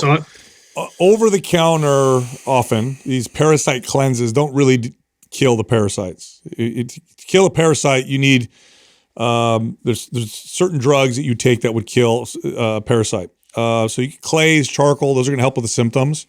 But parasites they're hardy and they'll stick around. I'm not a doctor, so I can't recommend medications to you, especially not on camera. But what I'm going to have Doug do is he's going to email you a website, and then it's on you. You can decide if you want to try one of the options. But this is what you did, right? Yeah. So I'm not going to say it here on the air. I'm not a doctor, so I can't recommend people do something like this. But to kill a parasite, you need an anti-parasitic medication. It's not going to happen it's not like SIBO where I can do antimicrobial herbs. Yeah. Parasite will stick around. It's not going to go anywhere. The functional medicine practitioner will really help you target that. That's right. Most effectively. I remember when you did this though, you felt so amazing. Are you kidding me? I fixed my gut health. Yeah, it's fine. It makes a big difference. So Doug will email you the website, and you just look on it. It's on you. So we're not recommending it. You could do it if you want to or not. And the other thing is go on that forum and see about talking with some of those functional medicine practitioners. But look, it sounds there's definitely something going on. And it has to do with your gut for sure. And if you don't solve that, all the other stuff isn't going to do anything. Yeah. All right, awesome. Well, I appreciate it. Thank you so much, guys. Yeah, you got it, brother. Hey, no matter what you do, Daniel, keep us posted. I'd like to hear how it goes, okay? Yeah, send us an email back. Good luck to you, man. All right. Take it easy, bro. All right, thank you. Yep. You got it. Man, that's frustrating, huh? Yeah. Oh, it sounds like a parasite. Yeah, it sounds very much getting rashes and so hives. All the things he was all the things he was listing off, those were, I know for sure, charcoal is just like symptom shit. That's not going to kill a parasite. That's just going to absorb shit. That's not going to. You can do pumpkin seeds will help paralyze them, but then they come back. Like there is natural anti parasitic substances. Even if you get them, I remember you telling me too, they leave their eggs, so it's like it comes back. Yeah. You kill a bunch of parasites, you have to do a treatment again in like 30 days because then the eggs hatch and you got to get them all out. But parasites evolved; they're tough. In fact, sometimes you'll do tests like stool sample tests, and it's like they hide, and you don't even see, but you still got a parasite. And so no, that was me, dude. And once I treated it with the medication, that was it. My gut health now is fine, which is crazy. Our next caller is Kelsey from Washington. Hi, Kelsey. Good morning. Hi. How you doing? Thanks for having me on. You got it. It's still surreal. I love you guys. So you've helped me a lot. I'll ask my question, then I'll give probably too much background. Sorry. But my husband says I'm long-winded. So the help and advice, or the question I'd like to ask, is how long you would recommend that it takes to reach muscle growth goals. So I know that body comp and muscle growth takes time. How long is a realistic time frame to compare to when you might be close to your genetic limit or what your body is able to reach? And any other tips or advice after I give my background. So I'm 37 years old. I work full time. I've got 2 kids, 5 and 7, and I've lost about 70 pounds naturally over the last 4 years. So the first 2 years, I was doing Weight Watchers and I was eating 1,200 calories and cycling 6 to 7 times a week. So through listening to your show, I realized that I was accidentally a cardio bunny, which was helpful. I started listening to you guys about halfway through an online coach that I had hired for strength training, which was a great starter program. But after listening to you, I realized that what I was really doing was a HIIT program with dumbbells and not through strength training and not progressive overload. So I kind of hit my cap and started trying to figure out what to do. I looked at purchasing anabolic or muscle mommy, but I really wanted the one-on-one coaching. That's something I'd had kind of from Weight Watchers from day one and just needing that accountability. So I found a new online coach through Instagram that focuses on progressive overload, strength training, more of like a bodybuilding style, and hired her last September. So for 11 months, I've been lifting 4 times a week, 60 to 75-minute sessions, 2 uppers, 2 lowers. Most weeks I do a 5th full body workout on Saturdays because I just like to move. And then I do 3 20-minute cardio sessions a week.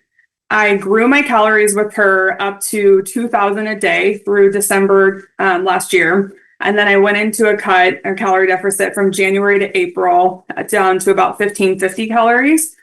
And in the middle of the cut in February, I did a DEXA scan. I was around 22% body fat, which I lost about 7 to 8 pounds after that scan. And I've heard Sal mention kind of the 20%, you don't like to dip too far below, screwing with hormones and other things. So I felt like it's kind of in a good range. Ended the cut in April. And then the last 4 months, I've been working my calories back up to a maintenance of 1925 right now. And I'm extremely consistent, disciplined. I've never missed a check-in. I think I've missed 2 workouts in the last year since I started. I eat 145 grams of protein every day, 80 to 90% whole foods, Relight electrolytes, vitamin D, creatine, because I love how much you guys talk about that. I sleep great. I hit my water goals. I average about 12,000 steps a day, except for Sundays with church and rest. And through listening to you and people I follow, I feel 90% confident I'm doing the right things, and I just need to be more patient.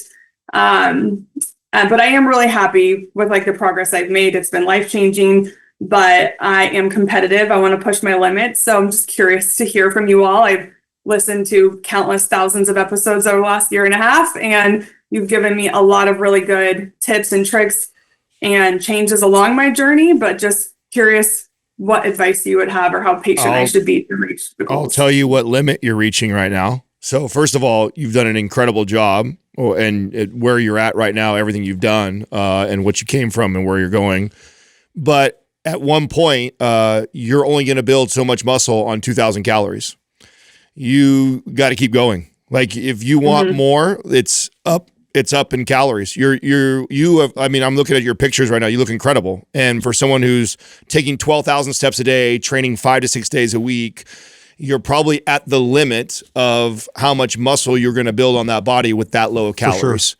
So if you want to keep sculpting, keep building, it's going to be north of 2,000 calories. And my recommendation would be actually a less training volume, like more of an MAPS anabolic program, and bump the calories. And I think you're going to see that. You're going to blow your mind. Yeah, you'll go up. How tall are you and what's your body weight?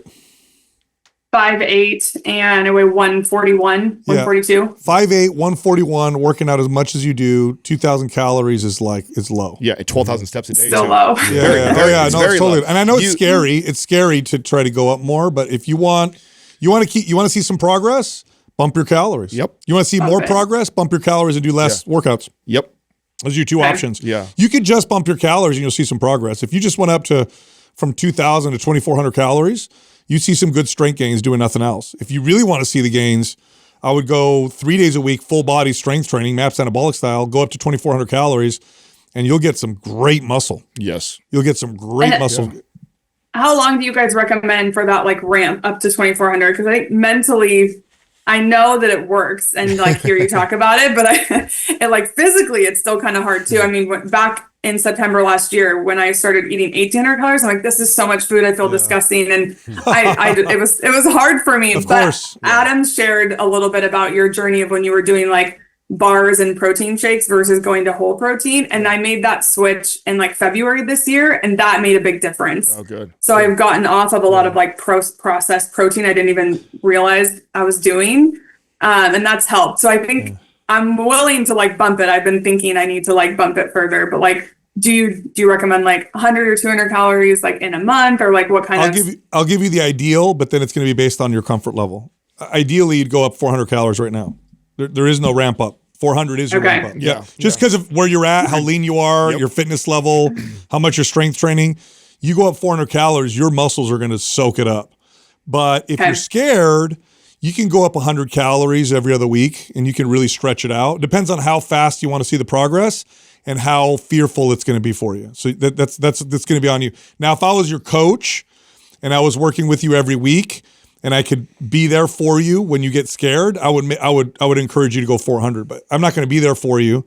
And if you know yourself, and you're like, man, if I go up 400 calories, I am going to freak out. Then you can go up 100 calories and then wait a week, and then go up another 100, wait a week, and get yourself up there. I want you to know on the other side of this is way less training, way even happier with your physique. Like when you get to this place where I think 26 to 2,800 calories is where I'd want to get you eventually, you'll have to do half the work. You'll get strong, and you'll be stronger.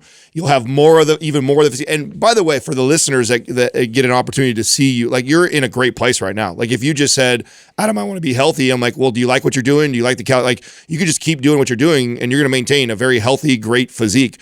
But if you come to me and you're like, I want more, I'm competitive, I want to keep pushing this, like, oh, there's more. There's a lot more. But it's in you can't get it there in 2,000 calories. Like you just have to, you're going to have to get up. All my female competitors, I don't think I had any female competitors that we weren't pushing over 2,800 to 3,000 calories. Competitors that get on stage ripped and lean, I have to get them up to 2,800, 3,000 calories. And then in a cut, they're down to 2,400. That's pre-contest cut. That's cutting to get down on stage is where your bulk is right now. Yeah. So that's how much, in order for you to get even more muscular, even more built, you're going to have to bump calories. I wouldn't be surprised if your body fat percentage went down with a 400 calorie bump because of the muscle gain. Okay. Yeah. So say I start eating 2,400 calories tomorrow. Yep. What would you say to like have an endpoint of judging like success? Would you say like give it a year? Give it 6 months? No. Give it a couple months. Yeah. Give it 2 months. Yeah. Give it 2 months, 3 months. Yeah. 2 months of a 400 calorie. Follow the program apps. If you stick to the program, I think by the second phase, you're going to be very happy. Yeah. Do you have MAPS Metabolic? Okay. I don't. I never pulled the trigger on it because I was too scared about doing something like without a coach hand-holding me. No. We'll send it to you. So if you want to follow it, do the 3-day-a-week version, and you're going to get strong. Yeah. Like you're going to hit PRs. Here's the other thing that's good, because I could tell you like to move, because you already made the comment of like you do your training and then you come back and do another full. I don't want you to do that. And if you got to move, go for a walk, listen to more podcasts or an audiobook. I'm okay with moving, walking, stretching, yoga, mobility, all good, but you don't need any more than 3 days of MAPS Anabolic to build the physique that you want to build. It's there in that. And more work is actually only making your thing harder because you already have a hard time eating enough calories. So if you already have a hard time eating enough calories and then you're doing all this extra moving, you're making my job that much harder to build that physique that you're trying to build. So trust the process, stay at 3 days a week, eat the 400 calories. Yep. I'm telling you, give it 30 to 60 days, and you should already see a difference. Yep. Okay. All right. Sweet. Thank you. Yeah, appreciate you guys. I'd love to hear back too from you, because I think let's have you back on. I think you'd be really excited. We'll have you back on in a few months and do it and just see what happened. Yeah. Okay. Sounds good. All right. Thank you, Kelsey. Yeah, as soon as she said her calories in her workouts, I'm like, just bumping. Yeah. Oh, yeah. Even if she didn't switch to MAPS Anabolic, which is ideal, just bumping 400 calories, she's going to go to the gym in a day or two and be like, whoa, I'm so much stronger. Yeah, and that's the only extra advice is just try and get hella strong. Focus on that. I didn't investigate enough, although she's got a coach now, so hopefully she's not, and she's listening to the show. But the other thing that I would be worried about if she gravitates to that HIIT style and keep it moving, like she's also the client I have to say, sit still, rest 3 minutes. You got to sit. You can't do anything. And so if she knows that about herself and she hears this, while you go through anabolic, traditional long rest periods, with that, long rest periods. I mean, don't you dare touch that weight before 2.5 minutes. Like you got to give yourself that rest in between to really reap those benefits. All right, I know you liked that episode. If you did, check this one out. Walking, it's one of the best things you can do for your health, bar none, but there's a better way to approach it. Yes, you can just walk, but if you follow the right protocol, it's far more effective. Let's talk about walking. I can't wait to hear your walking protocol. Well, there is. There is a protocol. So, and I'll start with the first thing, right? Because just first off, let me start with this. One of the reasons why walking is such a great form of just activity is because it's low risk of injury. Now, some